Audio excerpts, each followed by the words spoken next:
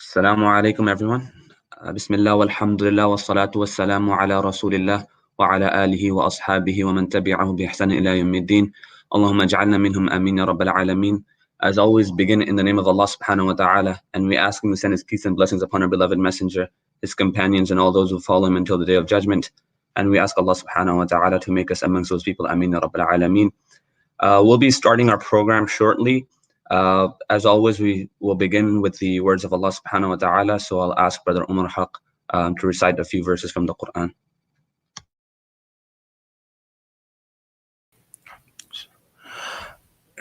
أعوذ بالله من الشيطان الرجيم. بسم الله الرحمن الرحيم. يا أيها الذين آمنوا كتب عليكم الصيام كما كتب على الذين من قبلكم لعلكم تتقون أياما معدودات فمن كان منكم مريضا أو على سفر فعدة من أيام أخر وعلى الذين يطيقونه فدية طعام مسكين فمن تطوع خيرا فهو خير له وأن تصوموا خير لكم إن كنتم تعلمون شهر رمضان الذي أنزل فيه القرآن هدى للناس وبينات من الهدى والفرقان فمن شهد منكم الشهر فليصم ومن كان مريضا أو على سفر فعدة من أيام أخر يريد الله بكم اليسر ولا يريد بكم العسر ولتكملوا العدة ولتكبروا الله على ما هداكم ولعلكم تشكرون وإذا سألك عبادي عني فإني قريب أجيب دعوة الداعي إذا دعاني فليستجيبوا لي وليؤمنوا بي لعلهم يرشدون. Allah subhanahu wa ta'ala says, Bismillah ar-Rahman ar-Rahim, O you who believe, the fasts have been enjoined upon you, as they were enjoined upon those before you, so that you may be God-fearing. For days few in number, however, should any one of you be sick or on a journey, then he should fast a number of days equal to the missed ones, and those who have the strength, on them there is fidya, that is, the feeding of a poor person. Then whoever does good voluntarily, that is better for him. However, that you fast is better for you, if only you knew. The month of Ramadan is the one in which the Quran was revealed, as guidance for mankind, and as clear signs that show the right way and distinguish between right and wrong. So those of you who witness the month must fast in it. But the one who is sick or is on a journey should fast as much from the other days as he missed. Allah intends to provide ease for you and does not intend to create hardship for you. All this is so that you may complete the number of fasts prescribed and proclaim the takbir of Allah for having guided you, and so that you may be grateful. And when my servants ask you about me, then tell them I am near. I respond to the call of one when he prays to me, so they should respond to me and have faith in me, so that they may be put on the right path. Jazakallahu khair. Jazakallah khair, Brother Umar Haq, for the beautiful recitation and translation. We'll begin, inshallah, with our program. Our program, as we all know, is the Welcome Ramadan program, and our speaker for tonight is Imam Fahad Tasleem. He's the founder of DC Seminary Institute, focused on spiritually empowering working professionals, graduates, and college students. As part of his work for DC Seminary, he founded the Quantum Chronicles, an organization that produces engaging fictional time-traveling audio series based upon actual historical personalities and events. He also serves as the head of U.S. outreach for IERA, the Islamic Education and Research Academy. His diverse study and research interests include Quranic studies, da'wah, Islamic and comparative theology, behavioral economics, economic history, and Arabic linguistics. He studied Arabic at Georgetown University and studied in the graduate program in Middle Eastern Studies at the University of Texas at Austin with a focus on Islamic theology. He previously also served as an Imam at the IOC Islamic Outreach Center. He's been a regular khatib and speaker at our events. And without further ado, I'd like to invite Imam Fahad Tasleem to the program. And as he speaks, I'll suggest everyone, I'll advise everyone to please take notes. And if you have any questions, feel free to put that in the comment chat section, and we'll have a small Q&A after his lecture, inshallah. Inshallah.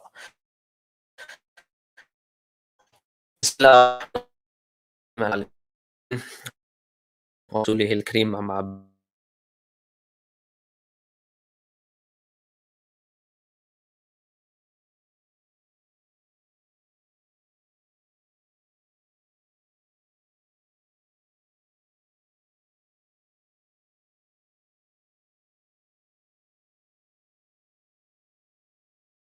ta'ala make us amongst those who reach the month of Ramadan.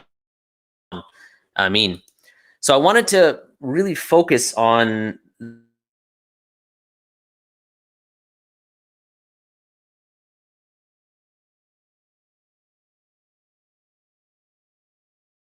heard about preparing for Ramadan. And what do I mean about it? Well, first of all, this Ramadan is most certainly going to be different for a number of reasons. One of the main reasons is that many of us will not be going to the masjid for Taraweeh. And that's going to be a big blow for a lot of us. But other than that, I wanted us to take these few moments that we have together, and instead of just passively listening to what I'm going to tell you, I'd like you to really spend some time and take this as some moments of introspection. And so I'll start off with, some of the things that we want to ask ourselves, and ask ourselves in a way that's very serious. So 2 questions that I wanted to present that we can ask ourselves. Number 1, what makes the month of Ramadan special?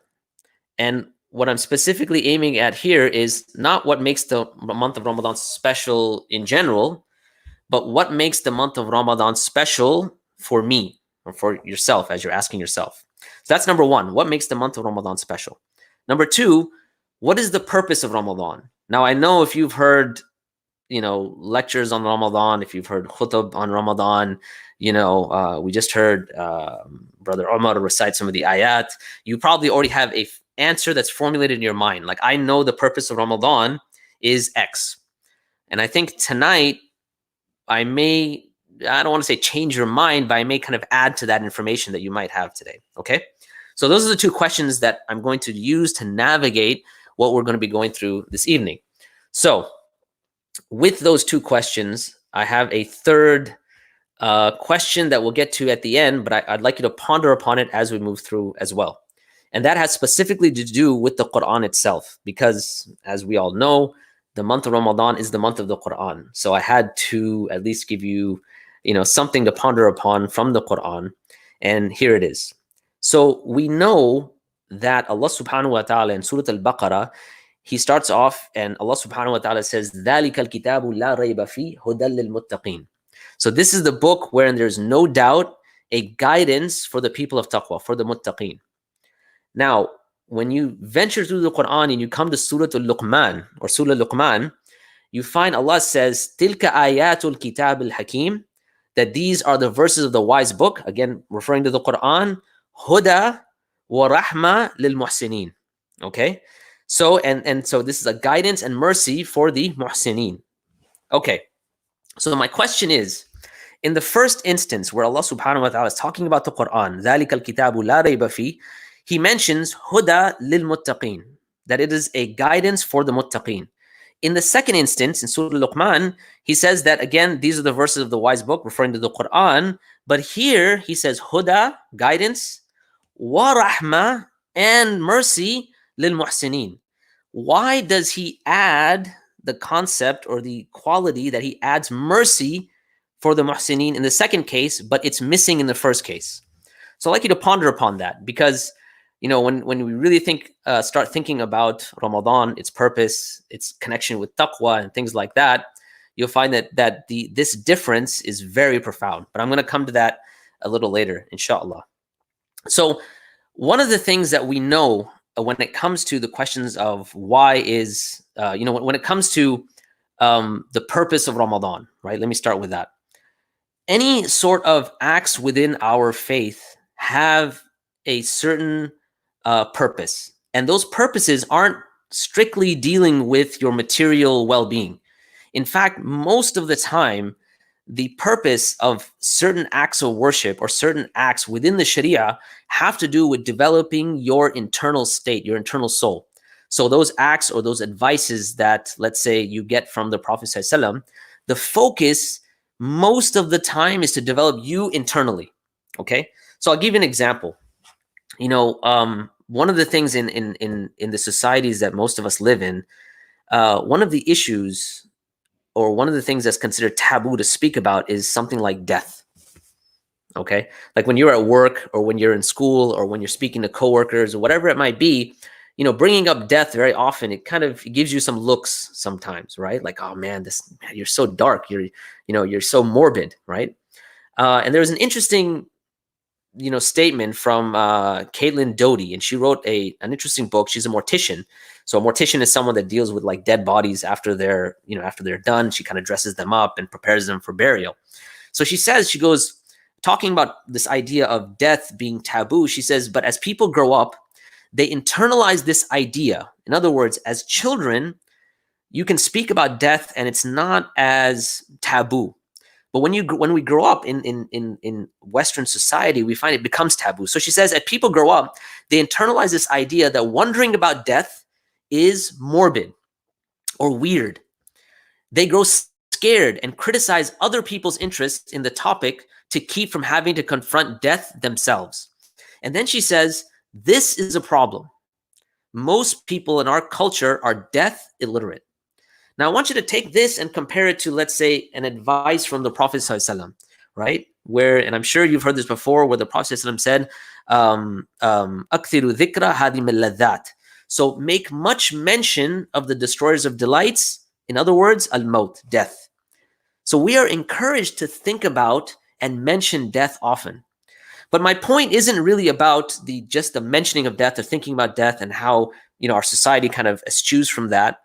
But even when it comes to the practices within our faith, they are, in a sense, moving us closer and closer to think about and to remind us about the temporary nature of this life and the fact that we're going to die. So think about Eid. Now, not Eid al-Fitr, but Eid al-Adha, right? What they call Badi Eid, right? Eid al-Kabir. One of the things that's encouraged during that Eid is to actually go yourself and slaughter the animal. Now, if you think about it, there's one significance, obviously, about the act itself, the external slaughtering of the animal. But on another level, on an internal spiritual level, you're supposed to have almost like this direct, visceral connection with something that's dying.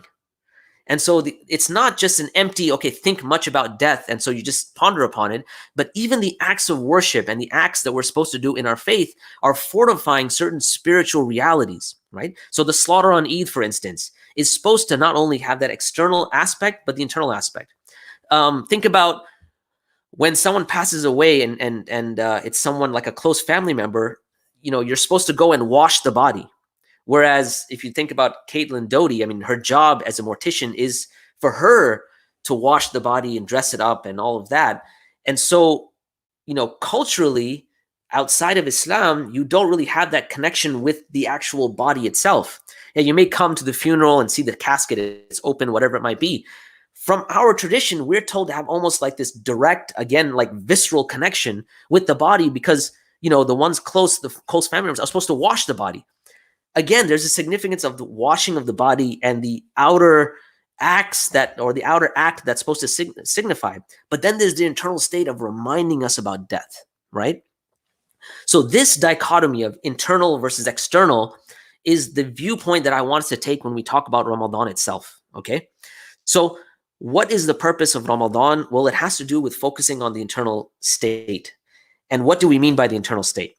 So we know from our tradition that when Adam alayhi salam was created, specifically the body of Adam alayhi salam was created and it was put out to dry. Okay, so Allah subhanahu wa ta'ala formulated the body, right? This empty body, this empty shell, and he let it basically dry in a sense, right? And this happened, in one narration it says, for 40 years. And the angels would pass by this body, this corpse, whatever you want to call it, and shaitan would pass by it. And shaitan would actually kick it and would wonder, like, what is so special about this? Okay. Now, he would kick it and it would make like a sound of like empty pottery, right? Now, the point is that we have a material body, which is what Adam alayhi salam was first created as a material shell, you can say, this outer sheath. And the angels and shaitan was amongst them, was told to prostrate to Adam. But were they told to prostrate to Adam in terms of just the empty shell? In fact, Allah subhanahu wa ta'ala says, فَإِذَا سَوَيْتُهُ, and when I have proportioned him, meaning when I have formed Adam alayhi salam, the body, وَنَفَخْتُ فِيهِ مِنْ رُوحِي, and I've blown into him my ruh, in other words, the ruh, that soul, that spirit, فَقَعْهُ لَهُ سَاجِدِينَ, then you're going to prostrate to him. So the prostration to Adam alayhi salam isn't ordered until he has a reality. And that reality is his spiritual reality, okay?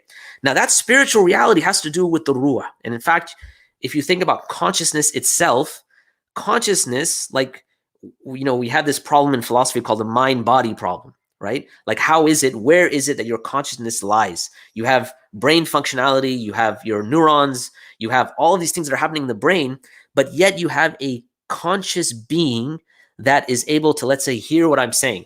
So now there's a functioning of the ear itself with the eardrum and everything. But what is the actual thing that's doing the hearing?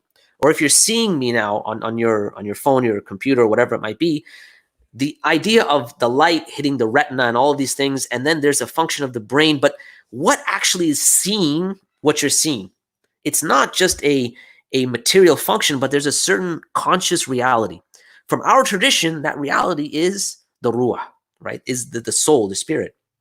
And in fact, that soul and spirit is the true thing it's a true thing of value. That's why Allah subhanahu wa ta'ala says, I have formed the body, and then once I have put the soul into the body, then the angels were told to prostrate Adam alayhi salam. And it wasn't before that. Before that, shaitan was going around and almost kicking this empty shell, right, of the body itself.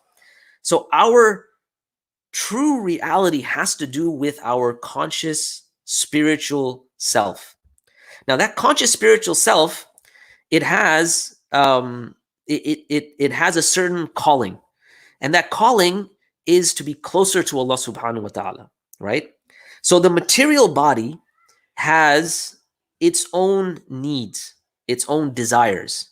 So our material body, if you think about it, we have a desire to eat. We have a desire to eat in order to sustain our physical body. We have a desire to drink. We have a desire for marital relations. And then you have other desires that are part of your material body, okay? But then you have spiritual realities. And these spiritual realities, these kind of, you might want to say spiritual longings, sometimes they can run antagonist. And that place in which they are kind of at odds with one another is the heart of the human being, the qalb. Okay? And what we find is that the human body, just like it has, it gets its sustenance, its food from the same material and place that it was created. In other words, when you eat food, that food comes from the very earth that your material body was created from. So its source, the source of your strength and sustenance comes from the food that you eat comes from the very same place that your material body is created from. All right. What about the ruh? Where does it get its sustenance from? Well, where does it come from? Allah subhanahu wa ta'ala says, يَسْأَلُونَكَ عَنِ الرُّوحِ. They ask you concerning the ruh. قُلْ, say, الرُّوحِ مِنْ أَمْرِ رَبِّي. Say that the ruh is from the amr of Allah, from the command of Allah. So how does Allah issue commands? Well, He issues commands by way of His speech. Kun fayakun. And therefore, do we have access to that speech? Well, the reality is that we do have access to that speech, and that is the Quran. And so therefore, when the soul needs its sustenance, it gets its sustenance from the kalam of Allah, which comes from the amr of Allah, which it comes from its source of creation, just like the body does.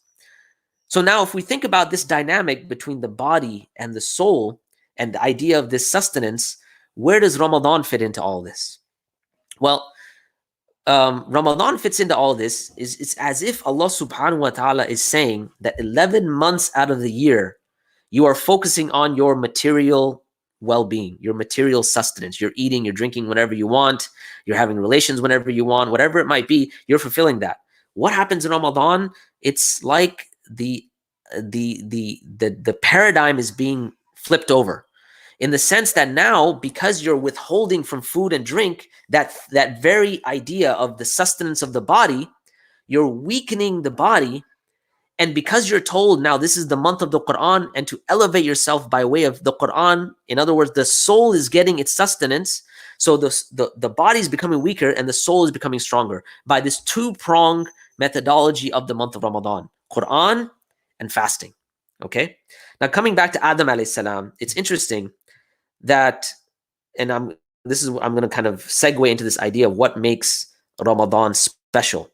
What makes one of the main things that makes Ramadan special, aside from this dynamic, is the idea of fasting itself, right? If you think about what was the very first sin, what desire was it attached to, right?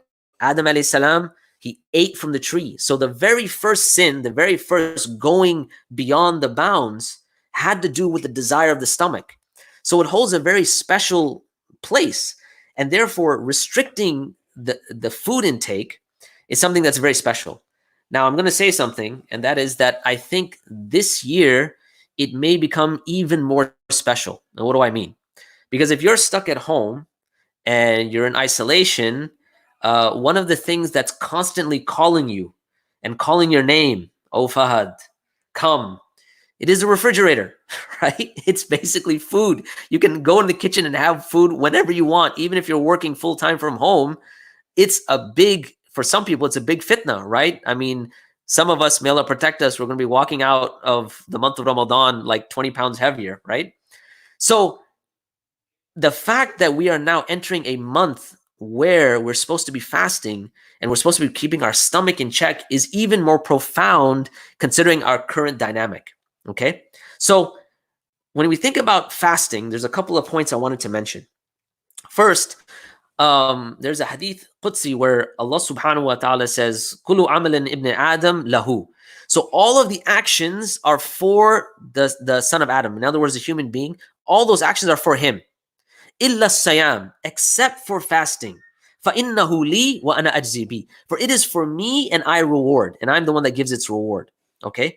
So now there's been a number of different interpretations of what this means. I mean, some people have said it means the idea that the reward is infinite. Some people say that because the act of fasting is not something that can be seen by other people.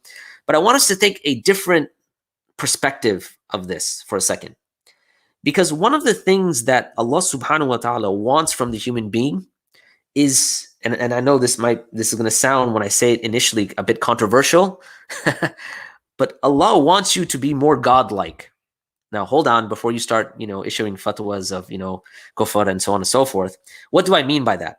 Well, Ibn al-Qayyim has a beautiful statement related to this. And what does this really mean, that Allah wants us to be more godlike? He says, "Inna Allaha rafiqun yuhibbul rifq," that Allah indeed is someone who is gentle, who is nice, and He wants us to be nice. That's a quality of Allah subhanahu wa ta'ala. He says, "Inna Allaha jamilun yuhibbul jamal." Allah is beautiful and He loves beauty, right? "Inna Allaha karimun yuhibbul karam." Allah is generous and He loves generosity. So Allah has names and attributes, and He loves that His servants have those names and attributes. That's why Ibn al-Qayyim says, he says, this is a matter of the beautiful names of Allah. And so the most beloved creation to Him are those that take the names and characteristics of Allah, and those that are the most hateful to Allah are those that take their opposite characteristics. So therefore, Allah is Al-Alim, and He loves His servants to have knowledge. Allah is Al-Adal. He is the one who's the most just. He loves His servants to be just. He is Al-Hakim. He loves His servants to have wisdom. Okay? He is Ar-Rahim. He is the one that loves His servants to have mercy, and so on and so on and so forth. Now, what is the dynamic in the month of Ramadan? You see, Allah is one, and Allah is Al-Ghani. He is, we can, in a sense, wealthy, free of all needs. Does Allah want us to be Al-Ghani or imitate this idea of being free of all needs? Well, the month of Ramadan gives us this idea of trying our best to be independent, okay? And in a sense, we're trying to be more like Allah, okay? Why? Because we're leaving off food and drink. Does Allah need to eat? No. Does He need to drink? No. Does He have marital relations? No. So in a sense, we are emulating that attribute of Allah subhanahu wa ta'ala. He's Al-Ghani. But the beautiful aspect when it comes to fasting is that when you break your fast, that you understand that in trying to be independent, you are totally and utterly dependent upon Allah subhanahu wa ta'ala. So the end of the fast, what it's supposed to really do, while the idea is you're trying to emulate Allah, but there are certain things that you will never be able to emulate Allah. And that is that He is Al-Ghani, right? And that you yourself, you are faqir before Allah. You are ever in need, right? As Allah subhanahu wa ta'ala tells us, that Ya ayyuhan nas, antumul fuqara illallah. O mankind, indeed, you are impoverished before Allah. Wa huwa al-ghani wal-hamid. And indeed, He is al-ghani, independent, free of all needs, and He is the one that's praiseworthy. And if you think about that, fasting, what that does, it highlights that dynamic. You're trying to be al-ghani, and you're not trying to be al-ghani, but you're trying to emulate that attribute. And in the result is you understand your total fuqara before Allah. Your total being a faqir and impoverished before Allah, right? Now, what happens when you fast? What happens when this is the dynamic by which you approach the month of Ramadan and you approach the fast itself? Well, we know that fasting was an advice that the Prophet ﷺ gave to, let's say, when someone was not able to get married. Okay, so he says, "Oh, young people, if you can't get married, and if you can't get married, then fast." Now, a lot of people say, "Okay, well, what's the deal with that? I mean, what does that even mean?" The point is, when you are in this spiritual maqam of fasting, and you understand the true idea of fasting and the dynamic I was talking about in terms of the body and the ruh and the spirit, we understand that what fasting does is it is constricting you. And what happens is when it's constricting you in such a state, again, where you understand your total and utter dependence upon Allah. You understand you are faqir before Allah. So what is the result of that? Well, let's take the opposite. When you eat whenever you want to eat, drink whenever you want to drink, you forget that you are faqir before Allah. You forget that you are impoverished before Allah subhanahu wa ta'ala. When you get a paycheck every 2 weeks, you forget that money comes from somewhere, right? When you can go and turn on the water and there's a tap, you forget the blessing of the water. You start to now forget that you are faqir before Allah. You are impoverished before Allah. And what happens when you start forgetting that? You start thinking of yourself as independent, right? Kalla innal insana la yatgha. Indeed, the human being has gone beyond the means. He transgresses, right? He does tughyan, which means he kind of, like if tughyan is like there's limits, and then when you go beyond the limits. Okay. Now, why is it that the human being does this tughyan? Ara'ahu staghna. He sees himself as independent, that he doesn't need anything. And what is fasting supposed to do? It's supposed to put us in a separate spiritual state, to bring us back to being faqir before Allah subhanahu wa ta'ala. So one of the things when it comes to the idea of what makes Ramadan special is the fact that we're fasting. But it shouldn't just be a fast of withholding food and drink, but it's a fast where our soul and our spirit is now trying to connect with Allah, where we're elevating it. Okay? Now, there is another connection that I wanted to speak about, and that is when we talk about fasting, what is required to fast? Like, I'm not talking about the mechanics of fasting. I'm not saying the fiqh here, right? Like the intention. That's not what I'm talking about. There is a certain internal state that you need to fast. And again, I'm not talking about intention. This internal state has to do with your ability to be patient, or what we know as sabr. That's why there's a narration that mentions that fasting is half of patience. Fasting is half of sabr, nisfu sabr. And there's another narration which says that patience is half of iman. So Imam al-Ghazali says, when you think about it, that a sawm or fasting is 1/4 of iman, right? Because of its connection to sabr. Okay? All right. So now, what do we mean by sabr? Let me just take a foray here for a second. The linguistic meaning of sabr is habas. In other words, to imprison. Okay? Technically, it's to imprison or limit the self to the obedience of Allah, to staying away from the haram, the sins, and being patient when trials and tribulations come upon a person. And here's the thing. Sabr is uniquely human. And what do I mean by that? Well, remember, we were talking about the body and the spirit, okay? And that you have desires and you have your spiritual reality, okay? Your spirituality, the ruh, we know, for instance, that the ruh is created from light, right? There's a narration that mentions that. We know that angels are created from light. But the dynamic for an angel is that it does not have desires. It doesn't have like a material body as we do, and therefore it doesn't have desires. It is basically pre-programmed to worship Allah subhanahu wa ta'ala. So that's the angel. Now, if it's pre-programmed to worship Allah, is there any concept of sabr or imprisoning the self or withholding oneself? No. So you have one idea of the angels. Then you have animals. Animals are completely blind to, let's say, spiritual realities, okay? Part of those spiritual realities have to do with a moral conscience, right? Your moral conscience is part of your ruah, okay? And so that's why if you think about an animal, it's completely blind to any sort of, moral ideas.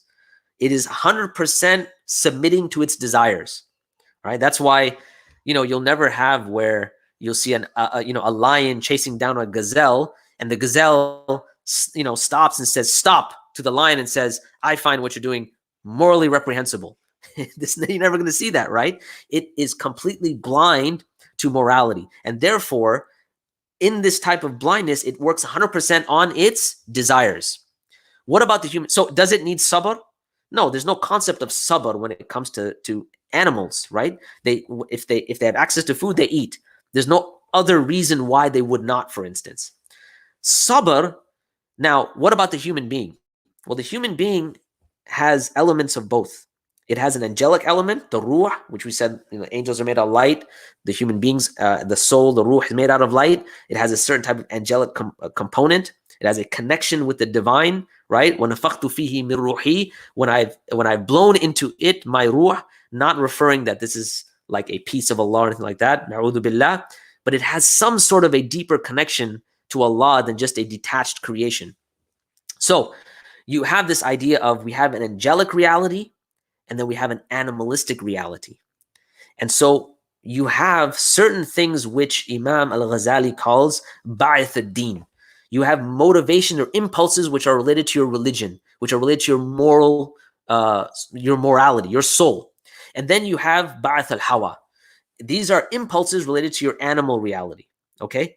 The only time you need sabr is when you are a human being, because angels don't need it and animals don't need it.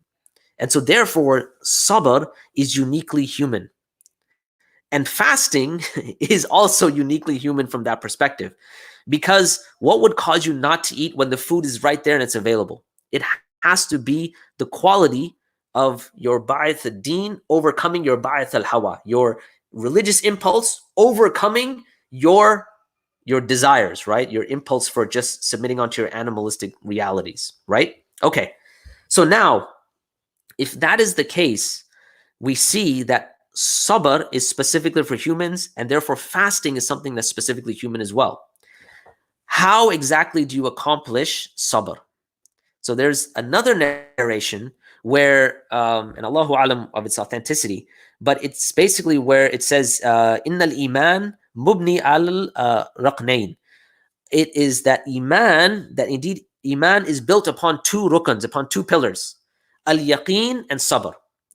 Because in order to have sabr, you must have certainty of your internal state, your internal ruh, right? And this dynamic of internal versus external is the entire kind of construct of what we're looking at when it comes to fasting in the month of Ramadan. And in fact, it also has to do with the Quran, which I'll come to in a few minutes. So this internal external state, yaqeen or certainty, is an internal idea. You believe something, right? Or you have faith in something. You are certain about something. And in fact, I don't think I should. Let's put it this way: certainty is not 100% rational endeavor either. But again, if you want to, tickle that in the Q&A, we can do that, inshallah. But yaqeen is something which is, again, part and parcel of your spiritual reality. Okay. And that's why one of the maybe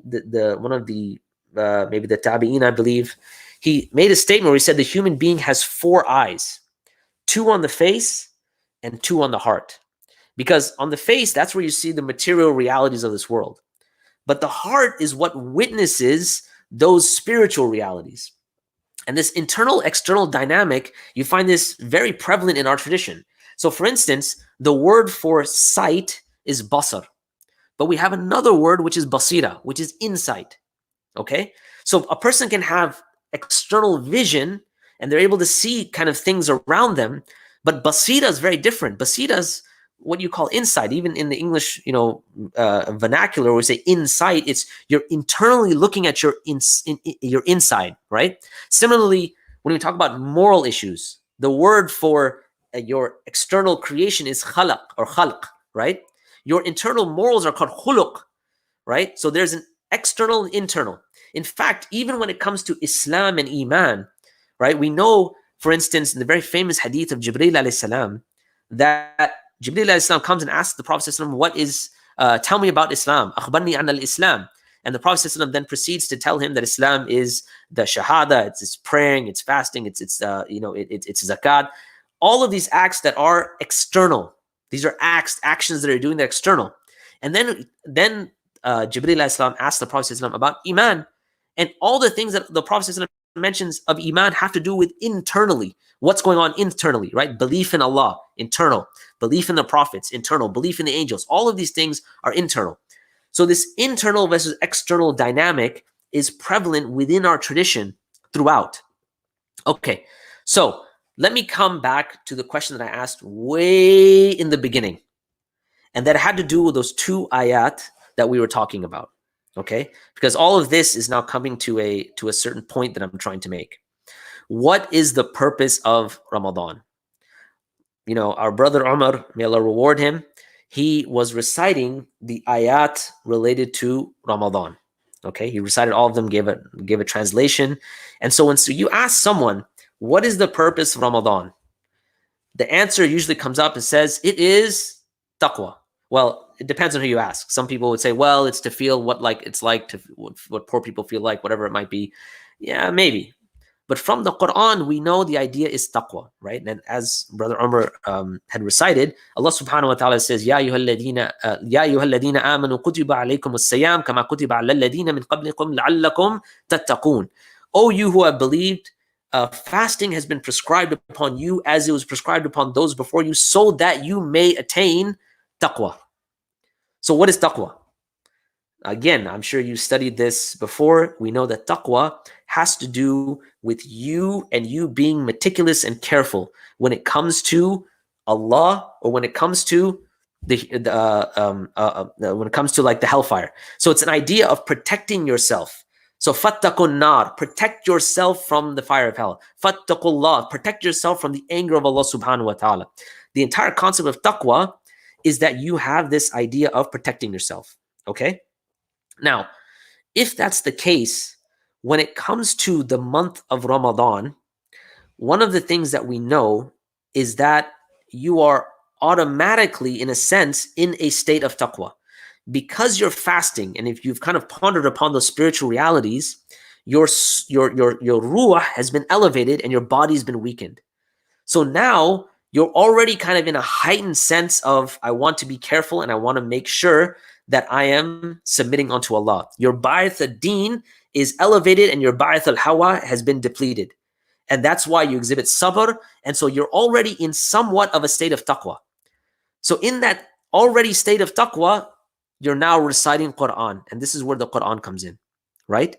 You're in the state of taqwa. And now Allah says in the first ayah that I mentioned from Surah Al-Baqarah, right? ذَلِكَ الْكِتَابُ لَا رَيْبَ فِيهِ هُدًى لِلْمُتَّقِينَ, that this is the book wherein there's no doubt, a guidance for who? A guidance for the muttaqeen.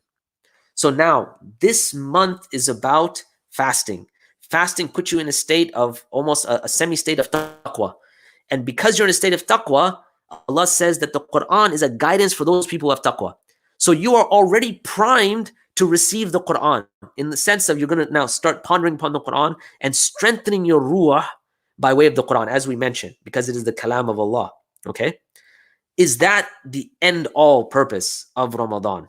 Is just to, just strengthen the taqwa and that's it, you're done. Taqwa, that's it, right? In fact, those ayat, they continue and they get to a certain culmination. But let me come back to the first question. I know people might be wondering. So we said that Allah says in Surah Al-Baqarah, ذَلِكَ الْكِتَابُ لَا رَيْبَ فِيهِ هُدًى لِلْمُتَّقِينَ. This is the book wherein there's no doubt, a guidance, huda lil-muttaqeen. But in Surah Luqman, Allah says, تِلْكَ آيَاتُ الْكِتَابِ الْحَكِيمِ. These are the verses of a wise book. Huda wa rahma lil-muhsinin. A guidance and a mercy for the muhsinin, for those who have ihsan. So why is it that Allah adds mercy, rahmah, in this case, and in the first case, it wasn't there? The idea was just huda. Well, if we think about the concept of ihsan, so let's go back to what I was talking about Islam, Iman. The third thing that Jibreel alayhi salam asked the Prophet ﷺ, what is ihsan? And remember, the Prophet ﷺ said that ihsan is to worship Allah as if you see Him. For even though you don't see Him, He sees you. So remember, we talked about this internal and external thing, and the person that said that the human being is given 4 eyes, 2 on the face and 2 in the heart. Ihsan is when you are at the state where it's as if you're seeing Allah. In other words, everything else around you has lost significance, and the only goal, preoccupation is Allah subhanahu wa ta'ala, right? That is ihsan. So that is one definition of ihsan. So when it comes to taqwa and ihsan have this, they're a bit similar in this regard. But how ihsan is different than taqwa is that ihsan can not only talk about yourself and your relationship with Allah, but ihsan can also be used in the sense of having ihsan towards someone else. So on one hand, ihsan is your excellence, your spiritual excellence, right? And that takes hard work. So, someone once described ihsan to say, like when you see like a sports player, for instance, someone hits a jump shot and it's all just net, right? Now, someone sees a shot and they're like, wow, that's just beautiful, right? So ihsan also has the idea of beauty. So beauty and excellence. They see it and they're like, wow, that shot is just beautiful, right? But what they don't see behind that one jump shot that person made, right? Steph Curry or whatever it is, whatever that person made, is the days, hours, weeks, months, years of practice over and over and over and over again to reach that state of ihsan, right? So ihsan takes work.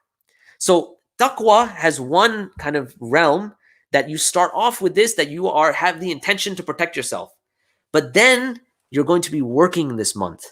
And so you're trying not only just to be in a state of taqwa, to receive the Quran and to make, but what the purpose is that fasting is supposed to weaken the body. It's supposed to strengthen the ruah. It's supposed to receive the Quran. And so now you're not only on the path of taqwa, but you're on the path of ihsan, trying to get up to spiritual excellence. So that's one idea. So again, that doesn't really answer our question. Why does Allah add rahmah in the surah, in the ayah in Surah Luqman? So ihsan, one quality of that is, like I said, excellence and beauty. It's but the other quality is that you can have ihsan on somebody else, right? وَبِالْوَالِدَيْنِ إِحْسَانًا, and to your parents have ihsan. So you have ihsan, you have goodness to somebody else.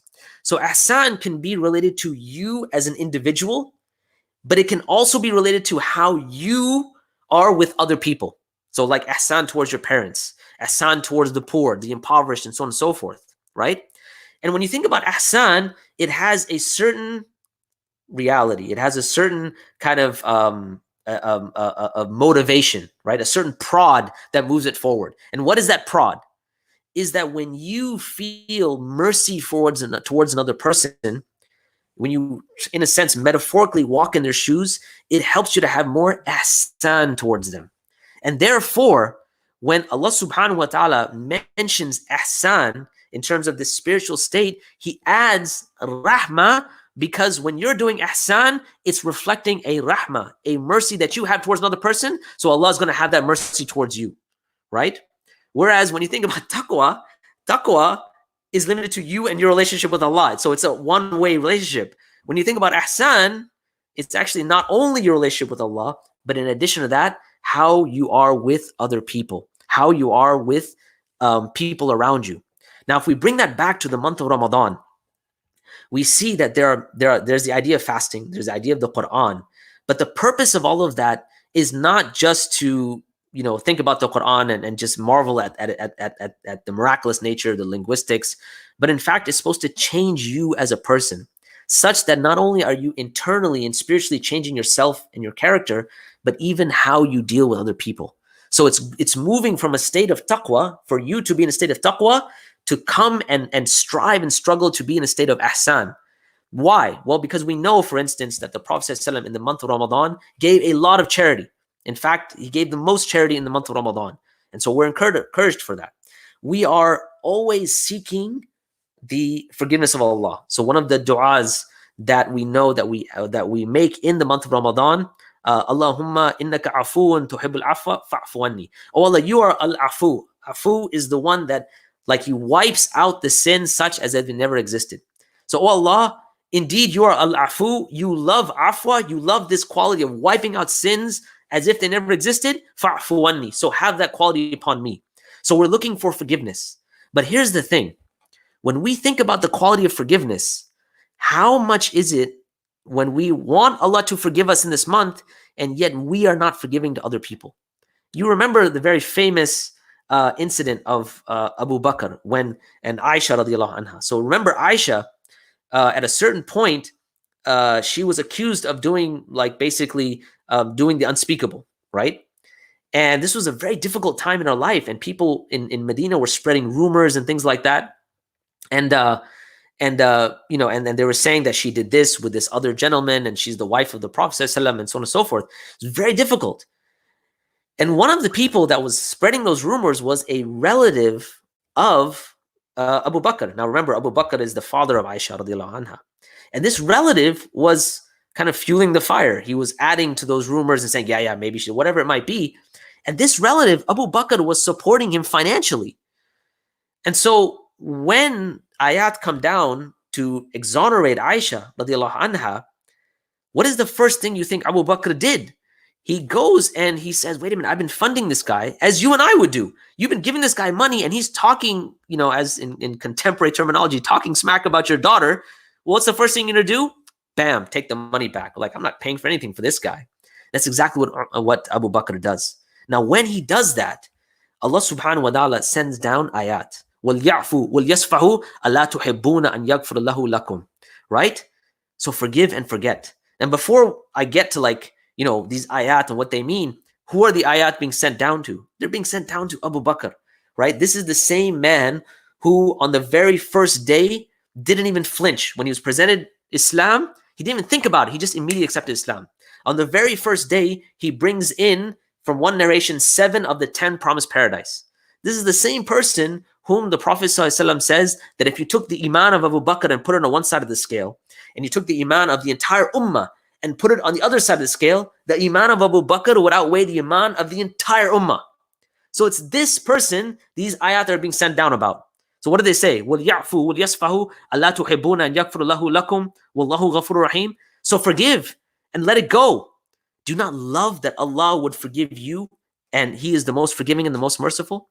When Abu Bakr hears these ayat, he puts his head in his hands and tears are streaming down his eyes, and he says, Bala, uhibbu an yaghfira lahu li. Of course I want Allah to forgive me. In other words, if you truly love that Allah would forgive you, then you have to forgive other people. And so my point in mentioning that is that ihsan is not only about developing yourself spiritually, but it's about how you interact with other people as well. How you have that mercy upon other people if we want mercy ourselves, right? And so I want to kind of bring this to a close now. We said that the purpose of Ramadan, yes, it starts with this idea of taqwa, but it's not the end all, right? It's that, yes, the purpose of fasting is taqwa. And that's what fasting should be doing for us. But the purpose of Ramadan is, like many people say, it's like a school. Like you come in and you're supposed to leave Ramadan as a different person. So what I'd like us to really think about and really ponder upon as we enter this month, inshallah, may Allah allow us all to reach this month of Ramadan, is for us to have kind of some sort of a game plan. Like, what are we going to do now to make our fasts better, right? And sometimes, and I know this might not be a popular thing to say, is not only just fasting during the day, but also, in a sense, fasting during the night. What do I mean by that? I mean kind of picking foods that don't go crazy eating all night, okay? Why? Because remember, you're trying to now, restrict the body and you're trying to elevate the ruh. Now, if you're trying to elevate the ruh, that time should be spent with the book of Allah. Now, of course, we're not going to be going for Taraweeh. So how exactly do we now engage with the book of Allah? Well, one of the things is that if we've been going for Taraweeh year after year after year, and we like the, again, what makes Ramadan special, if we liked the experience, then perhaps it was that we were going for the experience and not really going for the benefit of the Quran having an impact on the ruh. So this year, you get the opportunity to really engage with the Quran, meaning that it's not just about reciting it. It's not just about, like listening to the recitation. But this year, make it a point to really dig down deep and try to now engage with the Quran such that you're trying to now navigate the meaning of the Quran. Because if it's sent as guidance isn't just from a language that you have no idea what it's talking about, but guidance has to be something that you are able to process and understand, and thereby being guided by it, right? So there's a spiritual element of guidance, but then there's a practical element of guidance. So this year might be the time to now come to the Quran and say, look, maybe I don't speak the Arabic language, but I will go through some translations and at least try to now buckle down Surah Al-Kahf or, Surah Al-Insan, whatever it might be. Pick something for yourself and have that plan out for the month of Ramadan, where you're actually now diving deep into the Quran, because you understand that it has a direct impact, its recitation and its understanding, on fortifying the ruh. And then the plan is not just to stay at this concept of taqwa, making sure you're trying to be more careful with the eating and the drinking and all this stuff, but also then you want to now aim for the stars, right? You want to go to ihsan. That's the highest spiritual state. And so if you're aiming for that, then that not only means having spiritual excellence in terms of your own behavior, but also how you are with other people. That means increasing in giving sadaqah, for instance. And one of the interesting things is that even though we are cut off from, let's say, Taraweeh and going to the masjid, It's amazing that we still have the opportunity to give sadaqah across the board, right? Online, you can do it. You can do it from like the comfort of your phone, and so you have the ability to do sadaqah. And perhaps even more than that, make a commitment that you will forgive people. And I'm not talking about people that just, may have cut you off in traffic or just something that's superficial. Maybe you had a family member that truly just did something horrendous to you. So this is the time to really ask which one is more powerful, Ba'ath al-Hawa or Ba'ath al-Din. If Ba'ath al-Din is more Hawa and you're truly wanting Allah to forgive you, then make a commitment that you will forgive Allah. And you don't need to go to the masjid for that. You can do that as I'm speaking, but at least start working in that direction, right? And that's really what I wanted to cover, inshallah. I guess we can open it up for some Q&A now, and see what we have. Jazakumullah khair.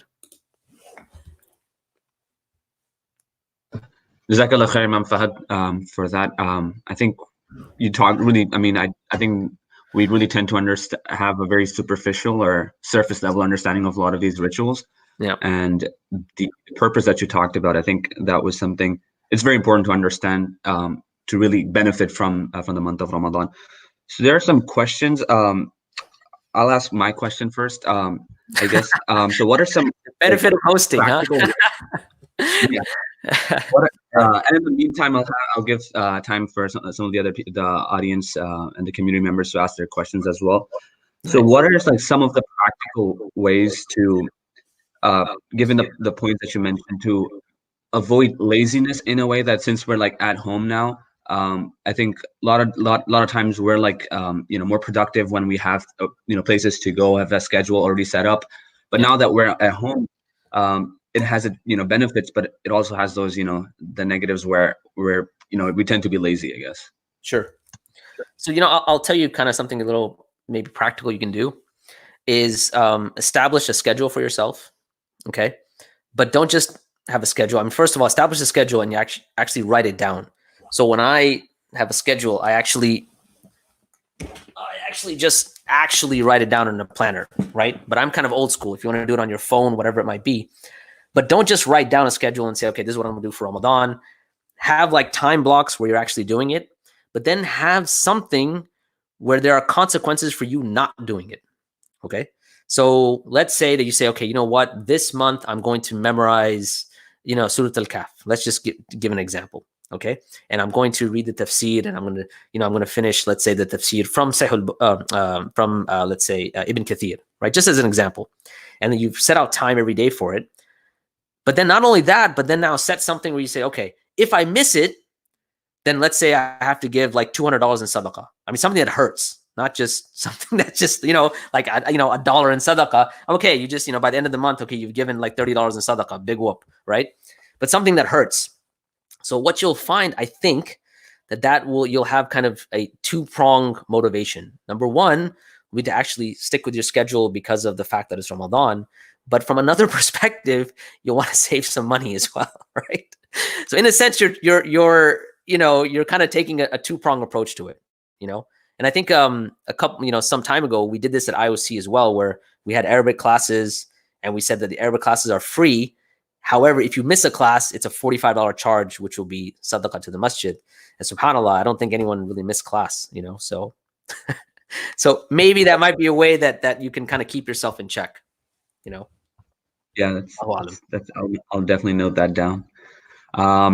Another question kind of along the same lines is, they're asking that, can you talk about increasing motivation to work hard in Ramadan when you don't have the community and masjid events to like boost your iman up, I guess?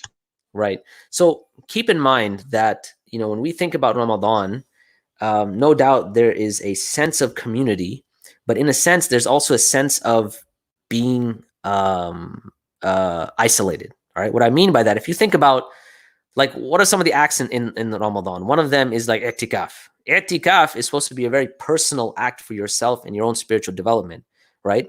Maybe there's other people doing i'tikaf, but one of the things you're usually trying to focus on is not interacting with them and not, basically spending time and shooting the breeze, right? So no doubt there's a social element that that we're looking for. But remember, when I started this talk, I mentioned that you really have to come back and ask yourself, what makes Ramadan special, or what made Ramadan special, right? If it was only the social element, then maybe it's time for us to take a step back and say, well, if it was only the social element, this might be the year where I can now just focus on myself and my character and my relationship with Allah, right? It's like there was a story of a man who used to go for go for Salat al-Jama'ah, in other words, the congregational prayer, and he always used to be in the first row. And so he would always go and always end up in the first row. And then one day he got late and he ended up in the last row. And so when he did that, he all of a sudden realized was that he would come to the prayer, and it was only because he would end up in the first row that he was actually, in fact, even going there. His intention was totally for the people, right? And for that aspect of ending up in the first row. And so he almost, it almost was like a moment of sadness for him, where he thought, wait a minute, all these years of congregational prayer, I mean, what was it? What was the intention behind it, right? So really kind of reflecting upon, what was that kind of, was I in it just for the social aspect? And if that's the case, then maybe this is a time to kind of pull back and, not try to do that social aspect, Wallahu alam. All right. There's a question along the lines of, like practical tips for this like special circumstances that we're in. Yeah. And I think you talked about the social element of it as well. Yeah. But if you can talk more about the fact that, this year we won't be having Tarawih, and that was kind of, not just as a social element, but it was a way of, it was a spiritual, I guess a ritual in a way where people would, benefit from that, especially if, someone doesn't know how to recite the Quran or hasn't memorized a lot and things of that sort. So how can we overcome, or how can we make up for missing the Tarawih in a way? Okay. So like I mentioned during the course of the talk itself, is that this is the time now to kind of shift focus and say, okay, so we're not going to be going for Tarawih. We won't be coming to kind of that collective and social aspect of the Tarawih. And won't be listening to, let's say, a beautiful reciter in the masjid, right? And those are all, those are not negative things. Those are actually really good things, right? To go there and, there's a certain spiritual elation when that happens. But considering the circumstance, now is the time that if we haven't really dug deep into the Quran, is to actually schedule ourselves digging deeper into the Quran. Whether that means, starting to study it in a way that's deeper, or that's part of like studying the language. There might be a good stepping stone to start studying Arabic, right? But the point is that, look, we're not going to be able to go to the masjid, and we're going to be missing out on Tarawih.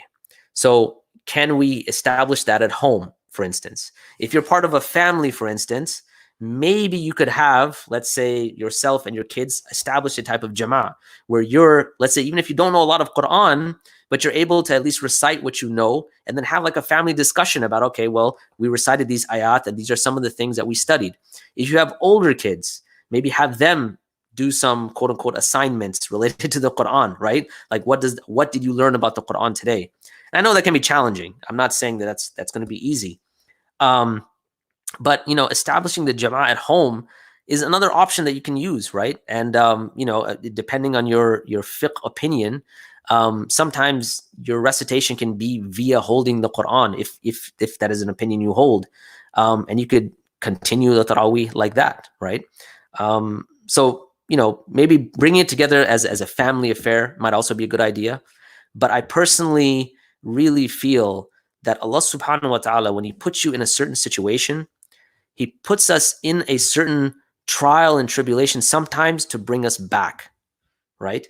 Sometimes when we have had distance from Allah and we think that, okay, Ramadan will bring us closer to Allah via the Tarawih, maybe it's not really via the Tarawih. Maybe it's like, okay, there's something else that we need to come back to, right? And so I really think that make this a time to really engage with the Quran like you have never done before. Allahu alam. All right. I think that's about the questions that I was able to see on the live comments. Okay. Anything you want to add as to if you didn't get a chance to kind of add in that during your talk, about I guess the practical tips Sure. So for this someone mentioned something Ramadan. which I think is a good idea. Someone says considering like a butting up system to keep yourself in check.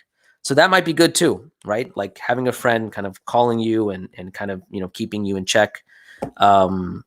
You know, that might be something worth looking into as well. So if you don't have, let's say, a family, or you're married with kids or whatever it might be, you're alone, you're in college, whatever it might be, or you're newly married, then having like a buddy system might work as well, right? Where they're actually checking up on you, you know, and you're going back and forth in terms of, all right, what are you memorizing this week and what are you studying this week and whatever it might be. So I think that's a good idea as well. I think someone mentioned that. So inshallah.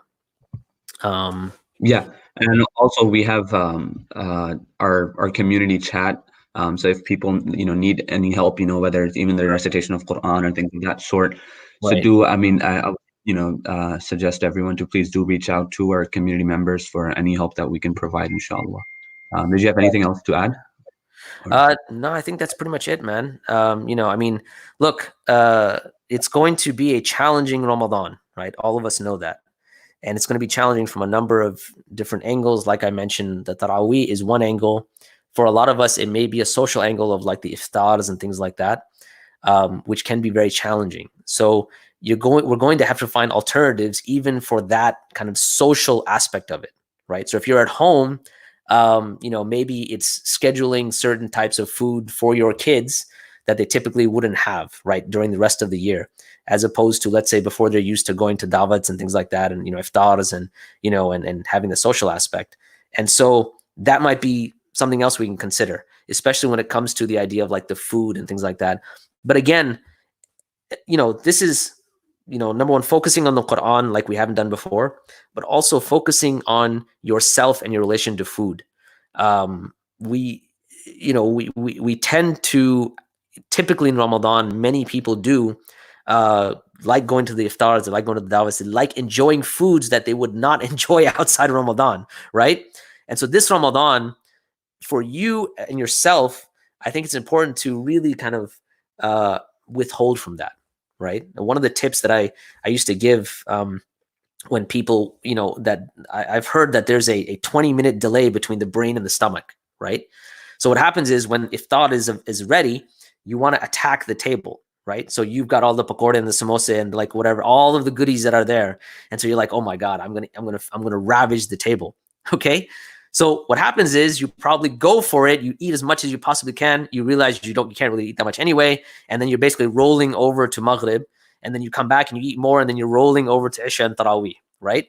And that way, that's why you have the whole like burping phenomena in Taraweeh, where the guy next to you, when they finish the salah, is like, Assalamu alaikum rahmatullah, and you're about to pass out, right?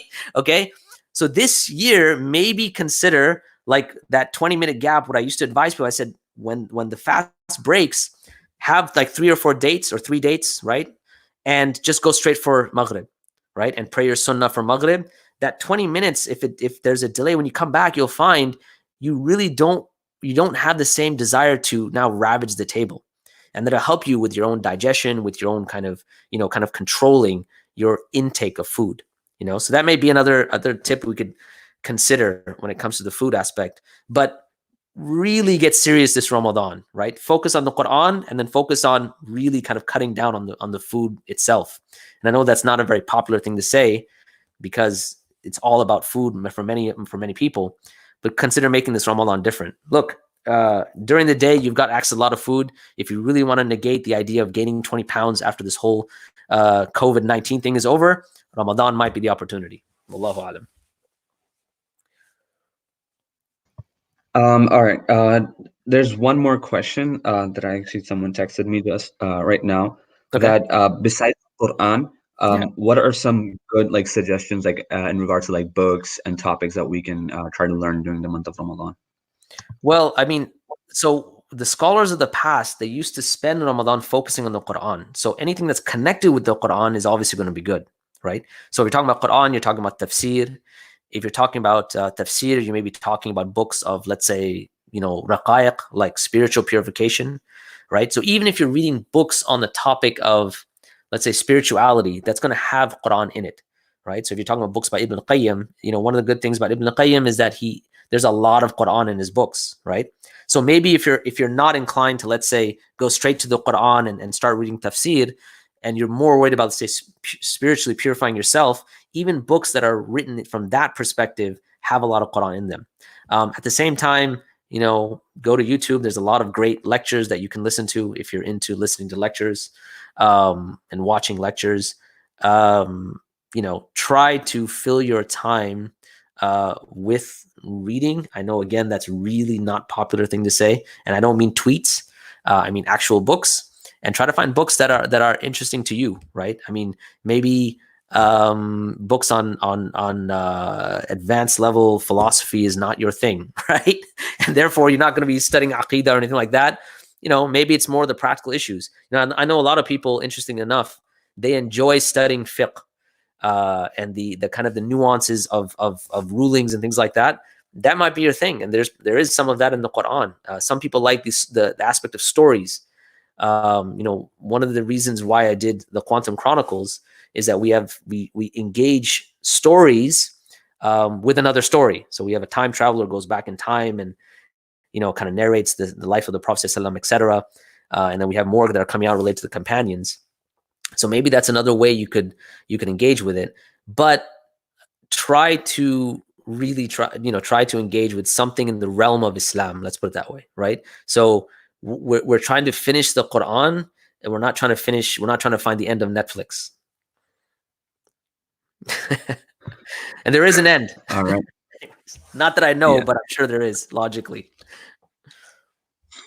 All right. Jazakallah khair, Imam Fahad, for your time and talking to us about the month of Ramadan, the purpose, and answering other questions. And I'd like to thank everyone for attending the people and the community members that were attending through Facebook and YouTube. And towards the end, I'll just request if you can make a small dua, and then we can, inshallah, conclude from there. So may Allah subhanahu wa ta'ala allow us to reach the month of Ramadan. May Allah subhanahu wa ta'ala allow us to maximally benefit from the month of Ramadan. May He make us carriers of the Quran, people of the Quran, people that implement the Quran. May He increase our love of the Prophet sallallahu alaihi wasallam. May He make us amongst the muhsineen and the muttaqeen, and may He allow us to enter Ramadan in a certain state and then leave in a much more elevated state. And may Allah subhanahu wa ta'ala accept from everyone that attended. May He overlook our sins, and may He make our best day the day whose length is 50,000 years, which is the day of judgment. And with that, subhanakallahumma wa bihamdik, ashhadu an la ilaha illa ant, astaghfiruka wa atubu ilayk. Assalamu alaikum. Wa alaikum assalam wa rahmatullahi wa barakatuh.